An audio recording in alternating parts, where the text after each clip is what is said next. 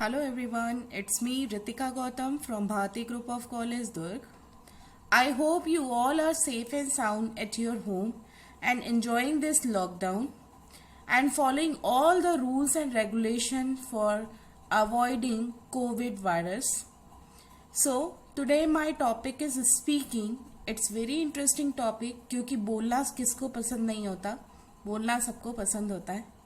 So let's see its characteristic and how to make effective speaking in detail. See, first of all, let me explain you the meaning of speaking. Actually, speaking is a natural mode of expression. Speaking, we not only speak with words, we also use non-verbal means too for communicating. The word spoken has great power. It can build tensions and it can release tensions.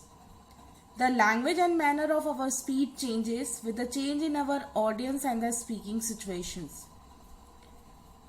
Speaking is a skill. Speaking एक कला होती है जो बहुत कम लोगों के पास होती है. स्पीकिंग करने के लिए कॉन्फिडेंस की ज़रूरत होती है.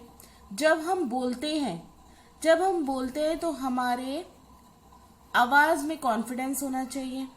हमको प्रॉपर अपनी बॉडी लैंग्वेज का भी यूज़ करना चाहिए ड्यूरिंग स्पीकिंग, क्योंकि जब हम स्पीकिंग के साथ अपने बॉडी लैंग्वेज को जोड़ते हैं तो हमारा स्पीकिंग और भी इफेक्टिव हो जाता है. और बॉडी लैंग्वेज कब आप ऐड करते हो? स्पीकर के में बॉडी लैंग्वेज तभी ऐड होता है जब वो लाइवली इंटरेस्टेड हो उस टॉपिक को लेके.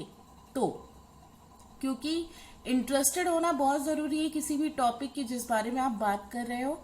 तभी जब आप इंटरेस्टेड हो तभी आप लिसनर के में इंटरेस्ट डेवलप कर पाओगे. यदि आपके में इंटरेस्ट नहीं है तो आप लिसनर के में डेवलप इंटरेस्ट नहीं कर पाएंगे. तो speaking is a skill, is a natural mode of expression. And let's see it types. See, first one is formal speaking, second one is informal speaking, third one is semi formal speaking. Let me tell you first about the formal speaking. I already told कि formal speaking होता क्या है. जैसे formal हमने writing में पढ़ा था कि फॉर्मल राइटिंग क्या होता है. तो फॉर्मल कम्युनिकेशन क्या होता है, हम कम्युनिकेशन में भी ये चीज़ पढ़े थे. फॉर्मल मतलब होता है जिसमें कोई रूल्स एंड रेगुलेशंस होते हैं, जिसमें कोई स्ट्रक्चर होता है, तो वो कहलाता है फॉर्मल. जैसे फॉर्मल स्पीकिंग का मतलब होता है in which does not involve any personal matter. It is mainly associated with office और organisation communication in which some kind of hierarchy is involve. जैसे कि हम ऑफिस में बात करते हैं, जैसे कि हम अपने टीचर्स से बात करते हैं, तो वो कहलाता है हमारा फॉर्मल स्पीकिंग. या फिर हम अपने कॉलेजेस में बात करते हैं या हम ऑर्गेनाइजेशन में बात करते हैं तो वो कहलाता है हमारा फॉर्मल स्पीकिंग. इनफॉर्मल स्पीकिंग क्या होता है? जिसमें हमारे पर्सनल मैटर इन्वॉल्व होते हैं. जैसे हम अपने फ्रेंड से बात कर रहे हैं, हम अपने कलीग से बात कर रहे हैं, अपने कोवर्कर से बात कर रहे हैं, तो that all come under this form of speaking. It is the most natural way of speaking. It deals about personal matter mostly. We share our joy, sorrow, discuss on family and job, relations with near and dear ones in this form of speaking. हमने एक पढ़ा था communication में एक topic पढ़ा है Grapevine पे, जिसमें हमने पढ़ा था गॉसिप. तो gossip is the good example of informal speaking. So let's see semi formal speaking. Semi formal speaking मतलब होता है ना तो वो पूरा फॉर्मल हो ना तो वो पूरा इनफॉर्मल हो. जैसे कि सपोज आप अपने कोवर्कर्स या आप सेम पोजीशन पे जो पर्सन है, डेजिग्नेशन है जिनका, आप उनसे बात कर रहे हैं, तो आप क्या सेमी फॉर्मल होंगे.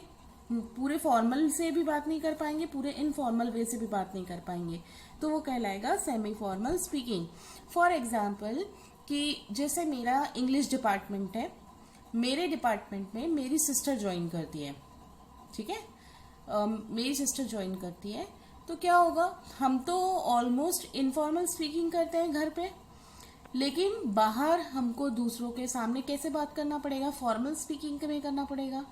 पर क्या होगा, हमारी हैबिट जो है, हमारी जो आदत है इनफॉर्मल स्पीकिंग की है, दूसरों के सामने भी हम पूरे फॉर्मल नहीं हो पाएंगे। कुछ टाइम पे ऐसा होगा कि हम इनफॉर्मल वे से बात करते हैं, तो पूरे तरीके से फॉर्मल नहीं कर पाते, पूरे तरीके से इनफॉर्मल नहीं हो पाते, तो वो कहलाता है सेमी फॉर्मल स्पीकिंग। नेक्स्ट है हमारा qualities of good speaker. Qualities of good speaker कि एक स्पीकर को कैसा होना चाहिए। एक स्पीकर, सबसे पहला जो मैंने स्टार्ट किया और बोला कि एक स्पीकर को लाइवली इंटरेस्टेड होना चाहिए, कि जब तक वो इंटरेस्ट खुद नहीं दिखाएगा, जब तक वो इंटरेस्ट उस टॉपिक में नहीं दिखाएगा, तब तक वो ऑडियंस को इंटरेस्ट डेवलप नहीं कर पाएगा। इवन ऑडियंस को भी इंटरेस्ट फील नहीं होगा। तो पहला अपना कैरेक्टरिस्टिक या बोला जाए क्वालिटी होना चाहिए कि स्पीकर को इंटरेस्टेड होना चाहिए अपने टॉपिक को लेके। दूसरा होता है कि एक स्पीकर को सिंसियर होना चाहिए। सिंसियर मतलब उसको ऐसा नहीं कि बस बोलना है तो बोल दिया, ऐसा नहीं। उसके पास नॉलेज होना चाहिए जिससे वो ऑडियंस को इम्प्रेस कर सके, या फिर वो सोचे कि मुझे सिर्फ ऑडियंस को इम्प्रेस करना है, मुझे सिर्फ बोलना है और आया और बोल दिया, वैसा नहीं होना चाहिए। एक स्पीकर को अपनी सिंसियरिटी होनी चाहिए कि वो क्यों वहां पे बोलने आया है। नेक्स्ट है हमारा, a good speaker has a sense of responsibility to his listener. Listener की भी रेस्पॉन्सिबिलिटी स्पीकर को होनी चाहिए। वो हमेशा ध्यान में रखे कि स्पीकर का टाइम भी बहुत प्रीशियस है, तो उनके हिसाब से अपने नॉलेज को शेयर करें। चौथा हम बोल सकते हैं कि जो स्पीकर है उसकी रेस्पॉन्सिबिलिटी है कि जितना टाइम उसको एलोकेट हुआ है, जैसे उसको 10 मिनट मिला है स्पीच देने के लिए या 45 मिनट्स मिला है क्लास लेने के लिए, तो वो 45 मिनट्स को प्रॉपर यूज करे और अलॉटेड टाइम में अपनी बात खत्म करे, तो वो होता है एक गुड स्पीकर। नेक्स्ट है, गुड स्पीकर को हमेशा रेस्पॉन्सिबिलिटी होनी चाहिए अपने सब्जेक्ट को लेके।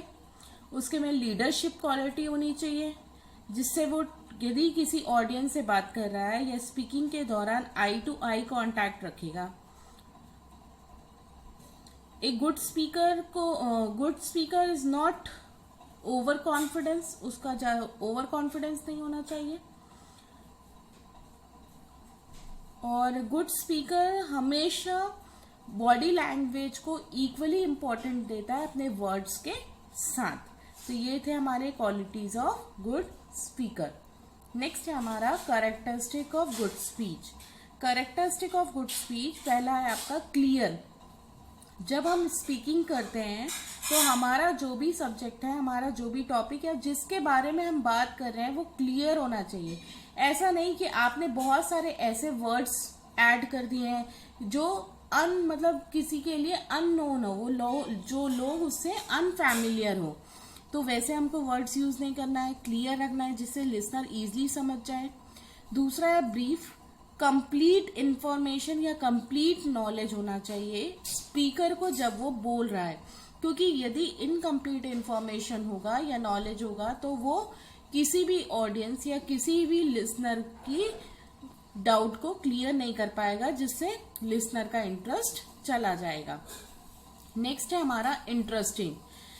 स्पीकर की रेस्पॉन्सिबिलिटी होती है कि वो कैसे अपनी बातों को इंटरेस्टिंग बनाए, किस तरीके से वो फैक्ट्स बता रहा है या रीजंस दे रहा है, वो जो फैक्ट या रीजन वो यूज कर रहे हैं वो इंटरेस्टिंग होना चाहिए, जिससे कि लिसनर का पूरा ध्यान, पूरा कॉन्सेंट्रेट स्पीकर की तरफ हो। नेक्स्ट है हमारा ऑडियंस ओरिएंटेड। ऑडियंस ओरिएंटेड मतलब हुआ कि जो स्पीकर है उसको हमेशा ये देखना है कि लिसनर कौन है, लिसनर का मेंटल लेवल क्या है, लिसनर कौन है, लिसनर की एज ग्रुप क्या है, किसके लिए वो बोल रहा है। क्योंकि यदि वो ये नहीं देखेगा कि सामने वाला ऑडियंस कौन है, तो वो अपनी स्पीच कैसे बना सकता है अच्छी, कैसे वो अपनी बात रख सकता है। जैसे अभी मैं आपसे बात कर रही हूँ, मैं स्पीकिंग कर रही हूँ, तो मैंने पहले देखा कि मेरे इस वीडियो लेक्चर किसके लिए है, कौन से स्टूडेंट्स के लिए, और उनके लिए कौन सा लैंग्वेज इजी होगा, तो मैंने क्या किया, मैंने यहाँ पे क्या किया, हिंदी और इंग्लिश दोनों को मिला के अपनी स्पीच तैयार की, अपना लेक्चर तैयार किया। क्यों? यदि मैं फुली इंग्लिश में करती तो स्टूडेंट्स को नहीं समझ में आता, यदि मैं फुली हिंदी में करती तो भी दिक्कत होती। बट यदि हम इनफॉर्मल वे से बात करें या हम दोनों इंग्लिश हिंदी दोनों को मिक्स करके बात कर रहे हैं तो जो मेरे स्टूडेंट्स हैं उनको बहुत ईजिली समझ में आ जाएगा। तो वो कहलाता है audience oriented speaking. So I hope you all understand. So thank you. Keep watching.